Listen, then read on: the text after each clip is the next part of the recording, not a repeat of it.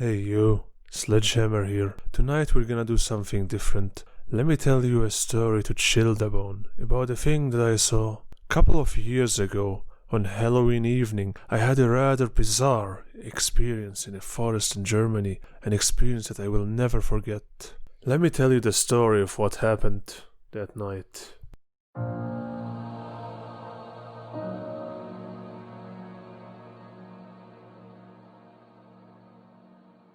I woke up in the forest, dazed and confused.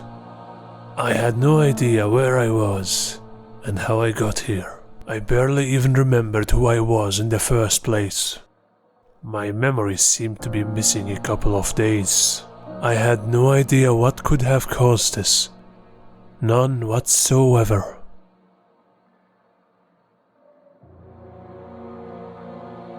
A note was pinned on the tree in front of me. I approached the tree. At the foot of the tree there was a lantern and my trusty sledgehammer. The note read, "Hello, Dr. Sledgehammer. On this holy night of Halloween, you will not leave this enchanted forest unless you follow the path to the tower ahead of you. There your task awaits you. Best regards, Ifan." I grabbed the new equipment and made my way up the mountain. I had no idea what the note meant. However, I knew that I had to leave the forest tonight, otherwise unspeakable things will be happening. As I followed the path to the tower, I noticed more notes pinned to trees with useful information about my situation.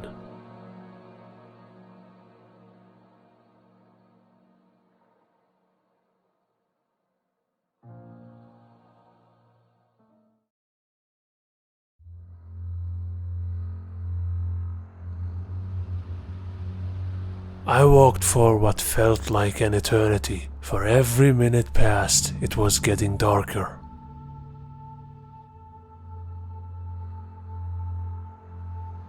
My back was aching, my feet, my ankles, my knees were feeling sore. I felt tired beyond belief, but I knew I had to go on.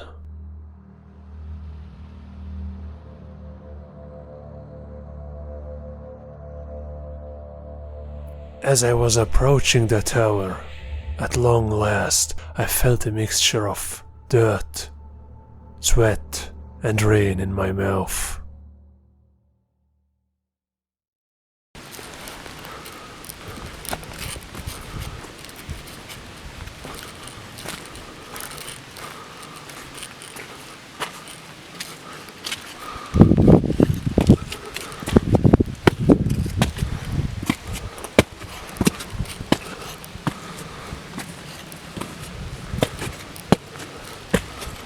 As I climbed the tower, I watched the light of the nearby city.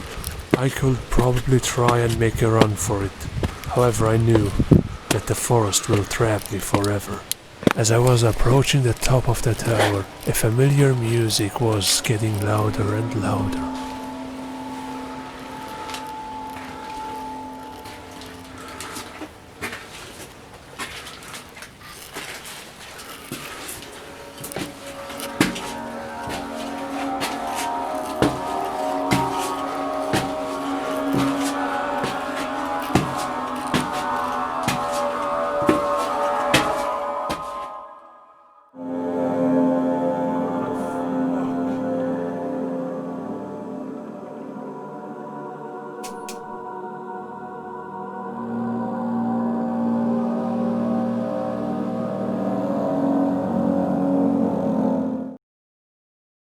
I found another note. It says, "Review the game in front of you. Upon doing so, a file will reveal itself. To open the file, you must complete the game. The setup in front of you is connected to your audience. Good luck. Another fan." I think I know this game actually. I have just recently completed it. Amnesia: The Dark Descent is a horror game in which the player is unable to fight back against his enemies, giving him a feeling of helplessness. This feeling of helplessness is used to trick your emotion, in combination of course with the general atmosphere in Castle Brandenburg. Well, let's get to it, shall we? Don't forget, some things mustn't be forgotten. The shadow hunting me. I must hurry. My name is Daniel. I live in London at Mayfair. Well, here we go. You play as the game's protagonist, Daniel, who has amnesia and can barely remember his name. He wakes up in a castle, is confused, has blurry vision, and is stumbling about while trying to find out where he is and what he's doing here. This sounds awfully familiar. A trail of some pink liquid reveals itself in front of you. As you follow it, the game teaches you its mechanics, and some interesting ones right away. For example, hold down the left mouse button and you grab objects. Objects like doors, levers, or wheels that you can turn. When you move the mouse in certain directions while still holding down the mouse button, you move the objects. This way you can open doors or use levers. When you carry objects, you can do a right click and you throw the object. To push really heavy objects from their place, you first click down the right button and then the left button. This way your pulling or pushing motion becomes much stronger. I really felt like the grabbing motion was well made and quite fun to use. However, when you are in a panicked state and have to act fast, the grabbing motion can sometimes become frustrating, especially if you haven't mastered it correctly. In some areas I found the strong pull-push motion that you apply when clicking the right and left mouse button in combination to be malfunctioning, not working properly. Hey, here, look at this.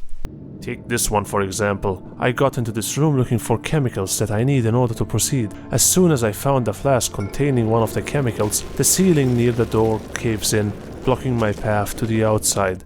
There are two large beams that are pushed down by the weight of some rather large rocks on top of them. The game tells me that I can just use both mouse buttons in order to push the rocks out, but believe me, I was stuck here for like 10 minutes trying to figure out in which direction do I have to push these rocks.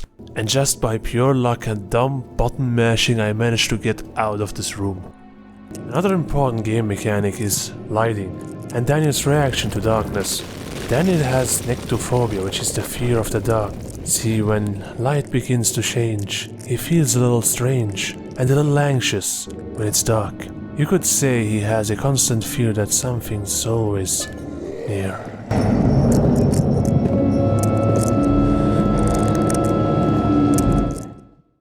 Sometimes when he's alone, he thinks he hears footsteps from behind. He turns around but no one's there, and he quickens his pace. He finds it hard to look again, because he's sure that someone's there. Fear after dark, fear after dark. Daniel poops his pants 'cause someone's always there. By the way, in hard mode, if you lose your sanity, you're dead.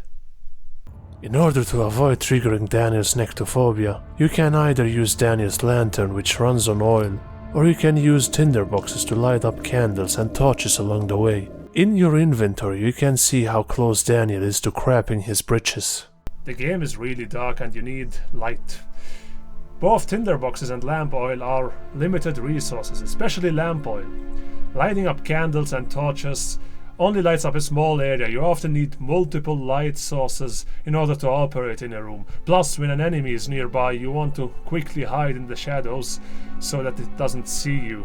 So you prefer using the lamp, but the lamp runs out of oil all the time.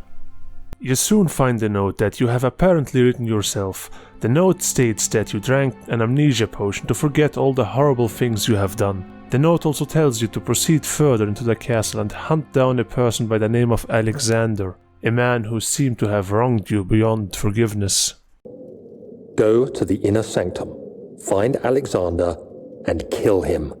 His body is old and weak, and yours young and strong. He will be no match for you. Your primary goal is to reach the inner sanctum to catch up to Alexander and make him squeal for whatever he has done to deserve it. The game is not much of an action game, it is more of a puzzle game similar to the point-and-click games in the 90s. You find out how you can progress to the next area, and while you're doing so, you gather notes and find out more about yourself and the castle you are in. Daniel also tells you of an omnipotent being that is hunting you down. It knows where you are at all times, and it's coming for you.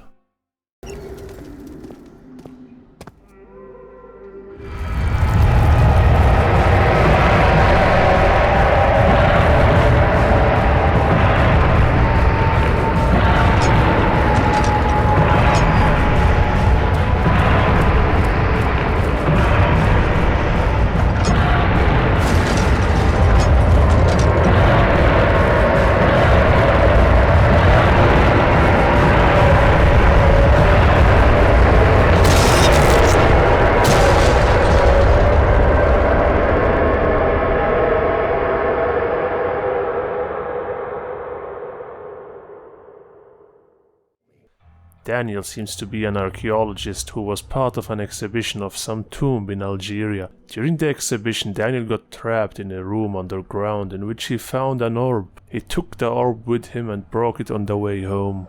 Ever since he found the orb, he felt the presence of a shadow following him. You cannot escape it, and you cannot fight back, for it is almighty. You find out that every person you have talked to about the shadow dies in some mysterious manner.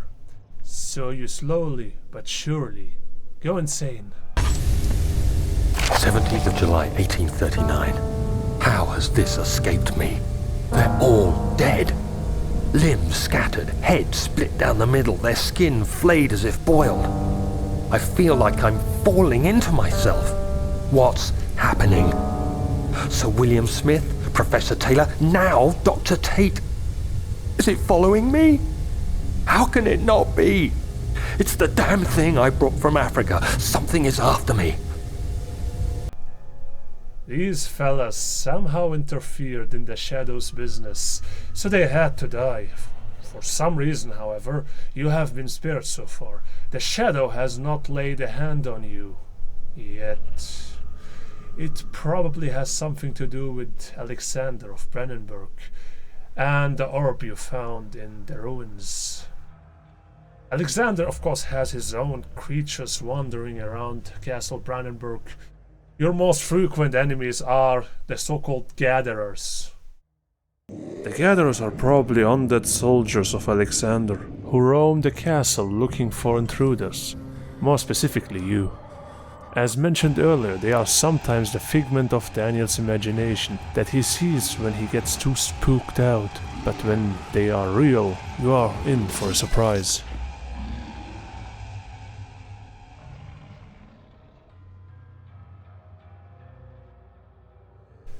Now, I always asked myself when I watched reviews and gameplay on YouTube, what is so scary about these Gatherers? I mean, they have terrible AI, and they're too dumb to notice that you are crouching a few meters away from them somewhere in a corner. I also noticed that if you hold up, for example, a barrel in front of your face, they somehow don't notice you. It's kinda weak if they purposely programmed them to be this way, but there you go.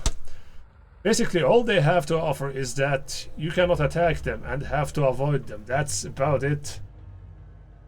However, now that I played the game, I have a different opinion.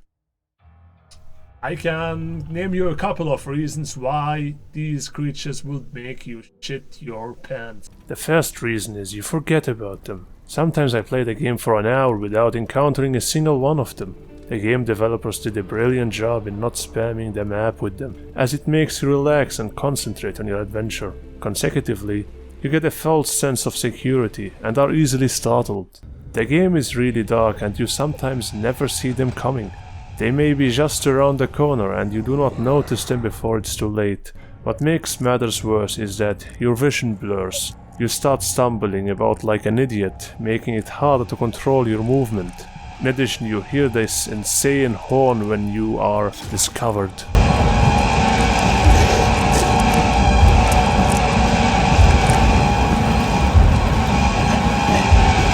When one of these monsters finds you, you feel your stomach clench, your legs, you go slightly numb. You just don't want to be here anymore. You are scared. You want it to stop. But you are gonna die.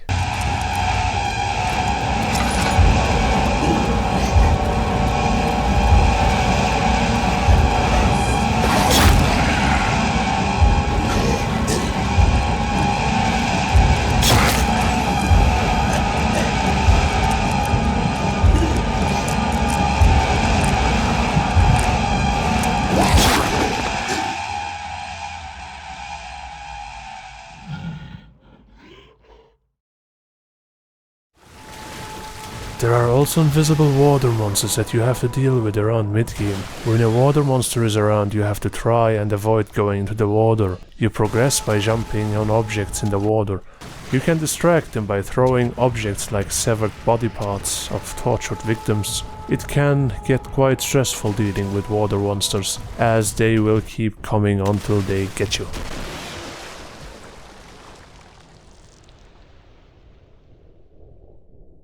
As you get closer to the inner sanctum, you discover a lot about the world from notes left by Daniel and other characters from the game. Usually I hate it when games force you to read a lot of diary pages, notes, books, dialogue from characters, but here it is really well done.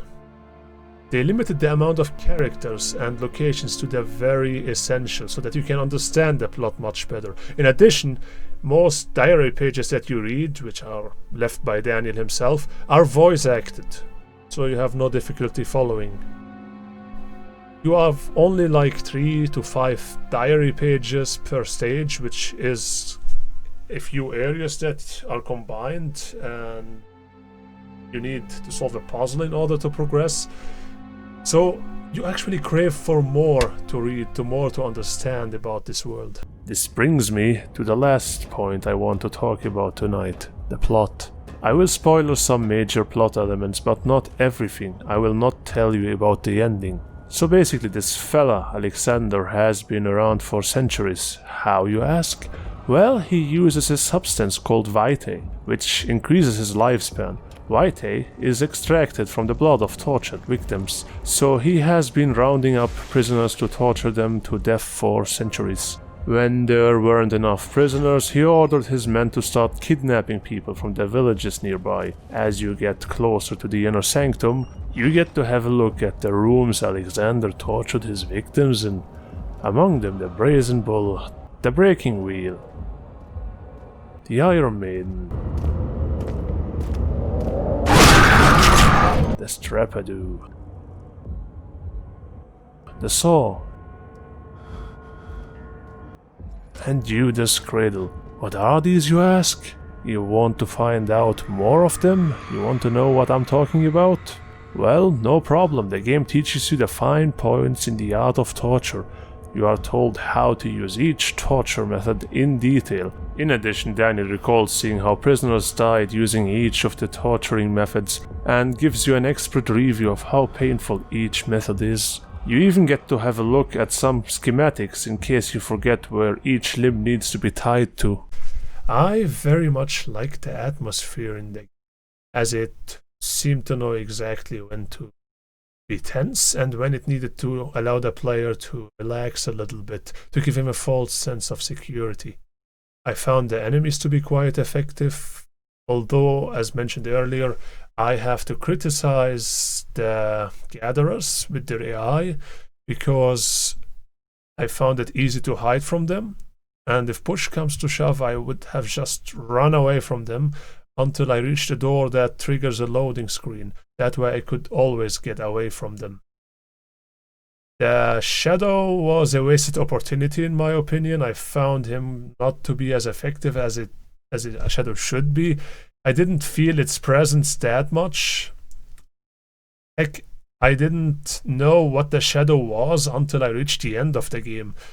I understood by the end, okay, these red spots that are appearing everywhere, that this monster that is screaming throughout the castle, that is the Shadow. I understood that only at the end of the game in my first playthrough, so there you go. To top it off, I hated the ending. I felt that it is kinda anticlimactic, especially when you consider how good the lore of the game is. Like, most of the characters in the game are actually based on real people from the period. I give the game an 8 out of 10. It is a true horror classic, and I will probably play it again in the future. And I wouldn't mind actually reviewing the sequels. There are actually a bunch of sequels and fan-made. But for now, if you excuse me, I really need to get out of the forest.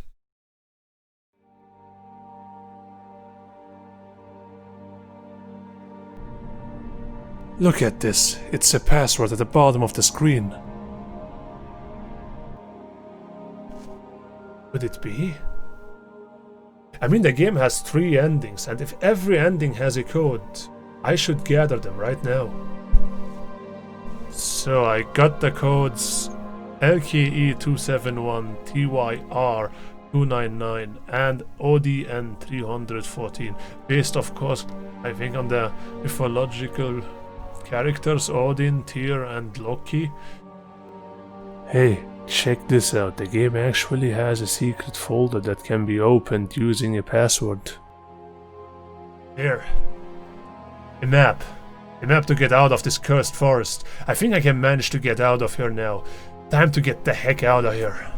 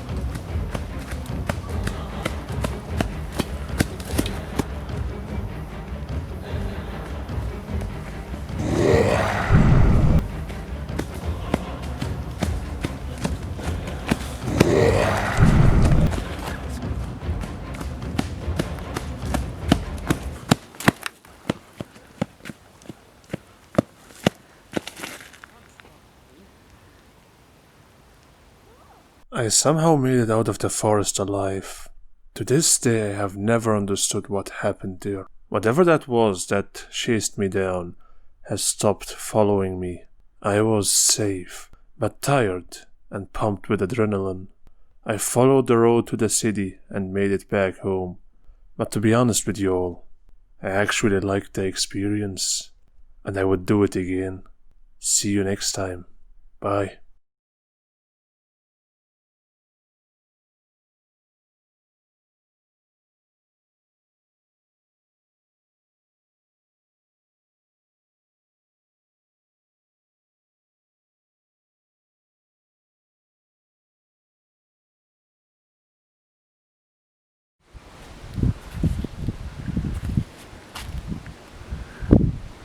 Happy Halloween!